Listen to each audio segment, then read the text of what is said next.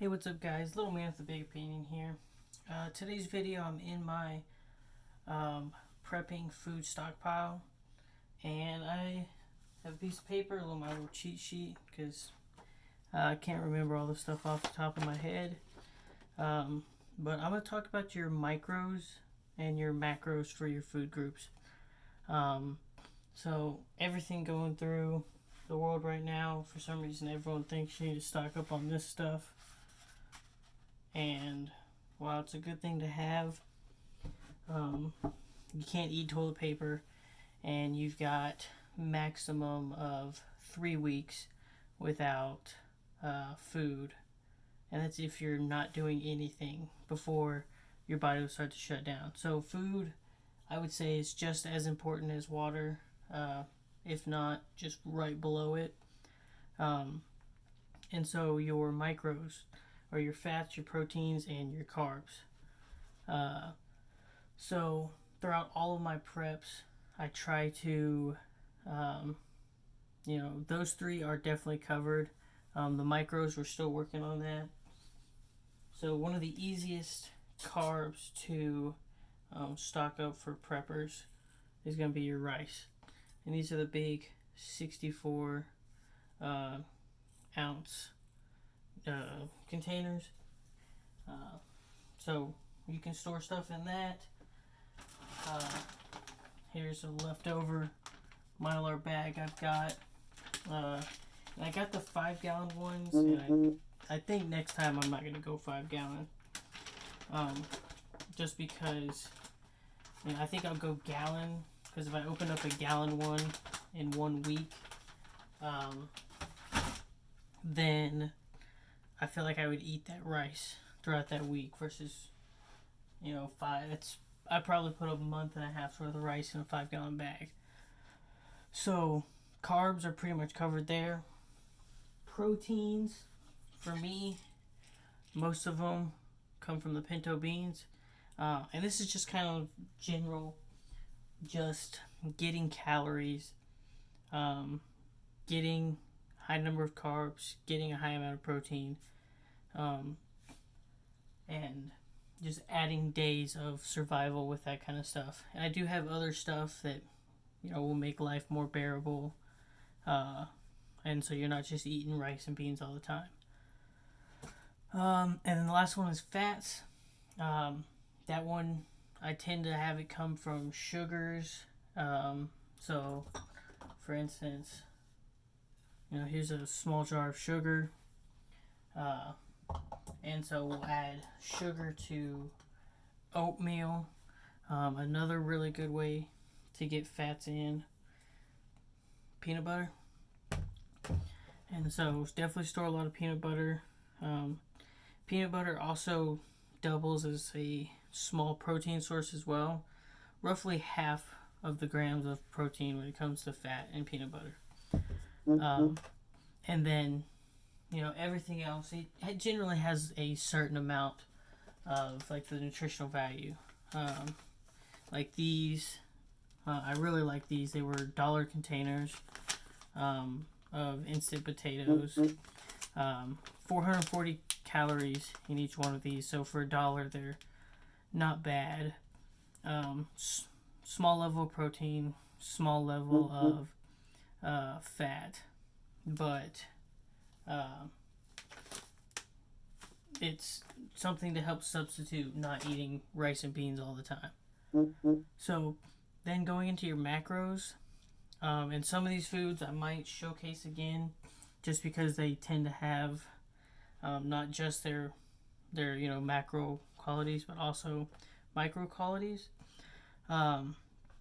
So just a small list of your macros. They tend to be your vitamins. So your calcium, iron, B6, B12, vitamin C, vitamin E, zinc, and vitamin D. So for instance, most of the preps that I put away that contain a lot of my iron are fish products. So we've got tuna there. These are canned chicken. No, these are the canned tuna. They go in the same thing, but got tuna there. got some anchovies and some sardines. So get a decent amount of fish stored up. And there's tons of iron in fish. And then the other thing is red meat. Um, Fortunately, or unfortunately, live in a townhome. I can't really store up a lot of red meat. Um, I am in the process of getting meat rabbits, and so I think what finally drove me over the edge on that was having, one buck and two does. They can create up to 600 pounds of meat for you a year, and their cost is fairly low at about $40 a month. So hopefully I'll add rabbits here pretty soon to help with the iron. B6 and B12, those are your like energy vitamins. Like that's normally what's in your monsters and your bangs and your other energy drinks. So like for instance, again, same tuna packet. It's got 90% of the B12 for the day. In my opinion, anytime anyone eats food, it's going to give you energy, and that's just, because you just ate, and, life is going to get, a little bit better because you got food in your tummy. Then vitamin D, milk and eggs. Again, I can't have chickens here because I'm too close to other neighbors, but I'm not going to live here forever, and chickens will become a part of, our daily life. And so you can get tons of vitamin D from eggs and milk. And so not quite at the level of, having a cow or goats, but that's a way that you can start getting some of this stuff. And so actually I'll go backwards a little bit. When I was talking about fish, it's not just, your canned tunas and your anchovies and sardines and stuff. It's fishing daily. Some of this stuff I do my best to say, hey, you should stock up on as much of this as you can. But some of the items on this list, like the eggs and the fish, and then the next category I'm going to talk about, these are things that should be steadily adding to your preps. Because in this whole situation, whenever anything goes down, you don't want to look at your preps and go, I know I've got 3 years worth of food saved up, and after that I have no idea what I'm gonna do. I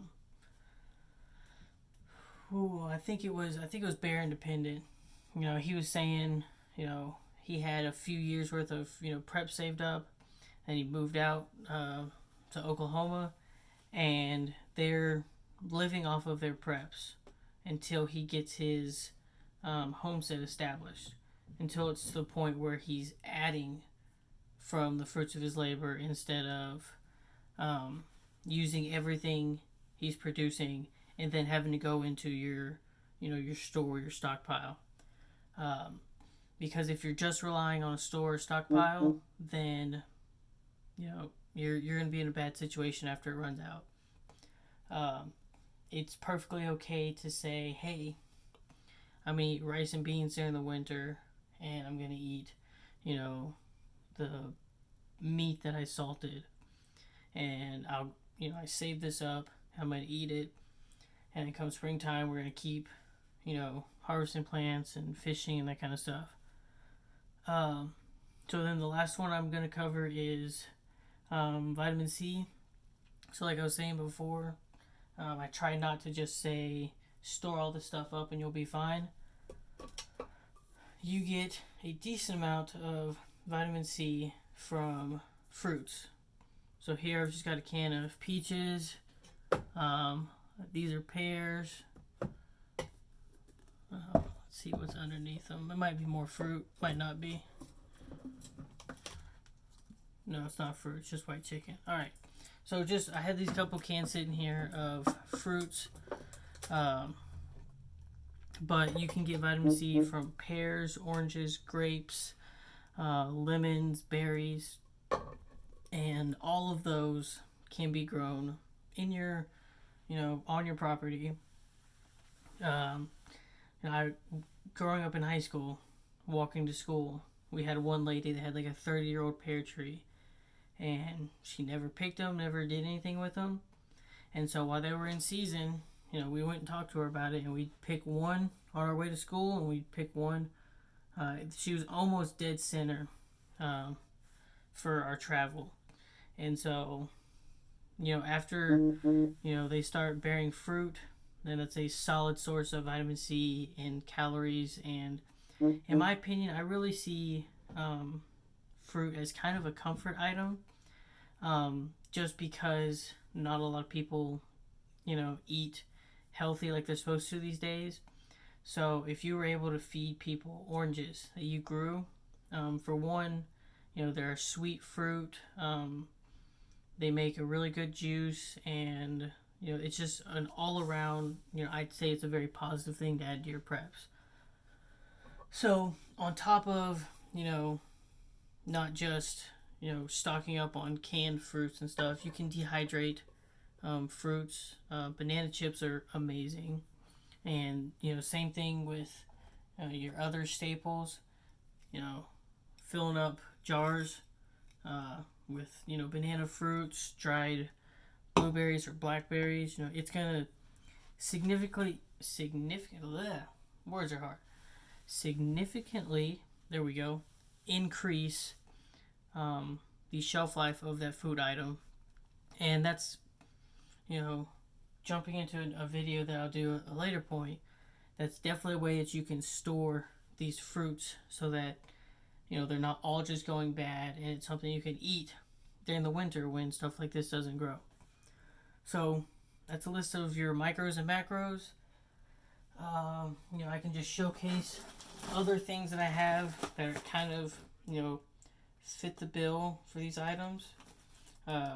So for instance, ramen noodles, tons of carbs, a medium amount of fat, and they're just good to have. So got chicken, shrimp, beef. Next item, we have Vienna sausages. Lots of fat in them. Does include some sugar. Cholesterol is a little high on these. It's got sodium, and then it's just got a small amount of protein. Let's see. Oh, how I was talking about, dehydrate your stuff. We got raisins here. Just not good grapes. Tons of sugar. I didn't know that one of these boxes was 30 grams of carbs. So decent amount of sugar and carbs in raisins. So that'll definitely keep you going. I showed the different fishes. I showed mashed potatoes. I guess I can show a couple other things. This is just nice, solid all around. Definitely has a long shelf life. Decent amount of fat. Little bit of sugar. Little bit of protein. Then iron and calcium. This is a biscuit and gravy freeze-dried one. I definitely think this is their best one if you want to get number 10 cans of Mountain House food. And then the last thing of food I'll show, which by far one of my favorite things to prep, is pancake mix. So I think pancakes are a perfect food to have. They add calories. This makes a ton of pancakes after you add your water. You've got sugars, proteins, a little bit of fat. Apparently this has 10% of your daily amount of iron. I didn't know pancakes had that much iron in them. But really good thing to add. I've got the syrup down there. I just don't want to pick it up. All of the tunas. This is like 4,000 calories worth of tuna. I don't ever know why I bought this one, because that means I don't have to eat a lot of tuna or do meal preps. I didn't mention this one, but it's got a decent amount of potassium in it, and that is whole kernel corn. I love this stuff. Got the nice big jar. This is the size of a number 10 can, for those of you that don't know. But corn's another good one to add.